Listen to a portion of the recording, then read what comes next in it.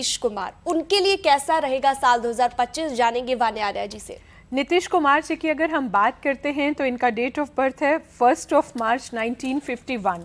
मूलांक 1, भाग्यांक 2, kua number 4, personal year 4, current age 73, current age का टोटल जो है 1 पर आता है। अगर मैं मूलांक 1 और इनकी यूनिवर्सल जो करंट एज है 73 वहाँ से अगर मैं देखती हूँ तो वो भी 1 पर आती है। 1 पॉलिटिक्स के लिए एक बहुत ही अच्छा नंबर है।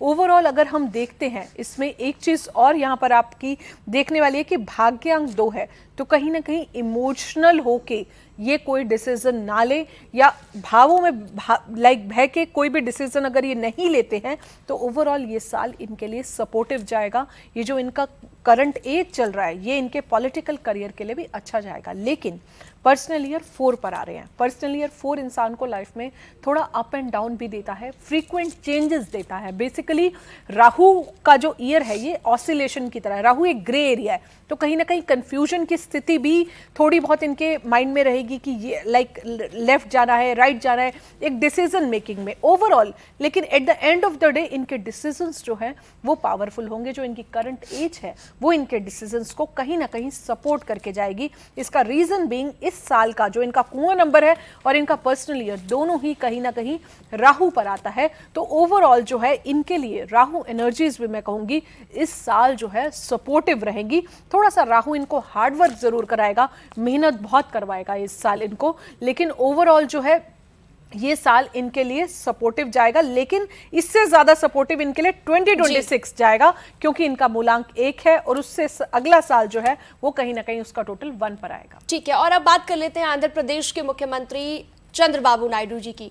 देखिए आज इस बार भी हमने देखा, इस साल यानी कि 2024 में भी काफी इंपॉर्टेंस उनकी राजनीति में देखी गई। 2025 में इंपॉर्टेंस कितनी बढ़ जाएगी और उनके लिए कितनी चुनौतियां? एक सीनम जी वो एक वर्ड सुना था ना, वो सर कटा सकते हैं लेकिन सर झुका सकते नहीं, ऐसा करके एक शब्द था ना। मुझे कई बार लगता है जब मैं चंद्रबाबू नायडू जी की कुंडली को देखता हूं ना तो मुझे वो शब्द कहीं ना कहीं याद आता है। बिकॉज चंद्रबाबू नायडू का जन्म हुआ मेष लग्न के अंतर्गत और बड़े इंपॉर्टेंट प्लैनेट मींस आपने देखा होगा वो वाली घटना की जब शायद शपथ ग्रहण का समय था और नरेंद्र मोदी जी उनका हाथ पकड़ करके अपनी तरफ खींच रहे थे। वो ठीक है मैं कंफर्टेबल हूं, मैं वहीं बैठूंगा, वो वाली कंडीशन थी। क्योंकि लग्न में सूर्य बैठा है, उनके मेष लग्न का जन्म है, लग्न में मंगल बैठा और लग्न में बुध बैठा है। मींस मेरे दृष्टि से अगर देखा जाए तो इस प्रकार का स्वाभिमानी व्यक्ति और इस प्रकार टेक्निकल डिसीजन लेने वाला और टेक्निकली पॉलिटिकल डिसीजन तरीके से लेने वाले व्यक्ति बहुत कम हैं। मैं जिस पोजीशन में उनको शायद देख पा रहा था, मुझे लगता था कि उनका राष्ट्रीय राजनीति में आगे भी चल करके बहुत बड़ा योगदान रहने वाला है और कहीं ना कहीं उनका हमेशा राष्ट्रीय राजनीति के अंतर्गत इन्वॉल्वमेंट रहेगी ही रहेगी। अगर मैं 2025 की बात करता हूं, ये मैं क्यों कह रहा हूं, उनके स्वाभिमानी होने की बात मैंने क्यों कही है, बिकॉज लग्न में उनके बुध, सूर्य और मंगल जैसे 3 बहुत इंपॉर्टेंट प्लैनेट हैं। बट जब हम बात करते हैं 2025 को लेकर के, शनि की दशा से गुजर रहे होंगे और शनि इनके 6th हाउस के अंतर्गत बैठे हुए हैं। अच्छा, गोचर कहां कर रहे होंगे? 2025 में 30 मार्च के बाद मीन राशि में गोचर करने जाएंगे और चंद्रमा जो है वो अंतर्दशा में जुलाई तक रहेंगे।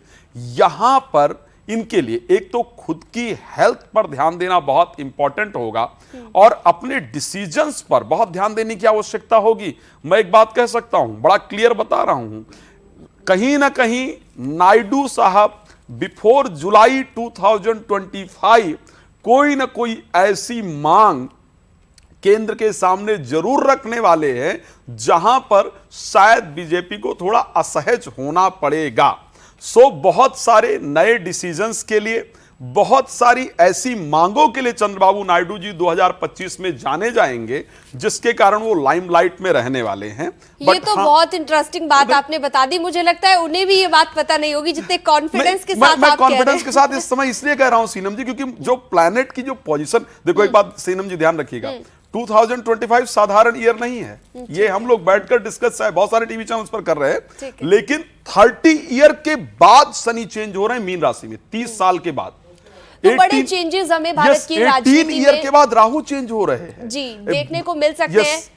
जुपिटर जो है 12 साल बाद एक्सॉल्टेड होने जा रहे हैं, तो 2025 साधारण ईयर नहीं है। और नायडू जी इस वर्ष ऐसे ऐसे खेला करने वाले हैं जनरली जो हम सभी को अलग से नजर आएंगे। चलिए ये देखना होगा 2025 में। और हमने आपको इस शो में बताया कि नेताजी के सितारे कैसे रहेंगे, कैसा नेताओं का ये नया साल रहेगा, उनके सितारों की चाल क्या रहेगी, क्या क्या चुनौतियां उनके सामने आ सकती है और भारत की राजनीति में किस तरह की उथल पुथल मच सकती है।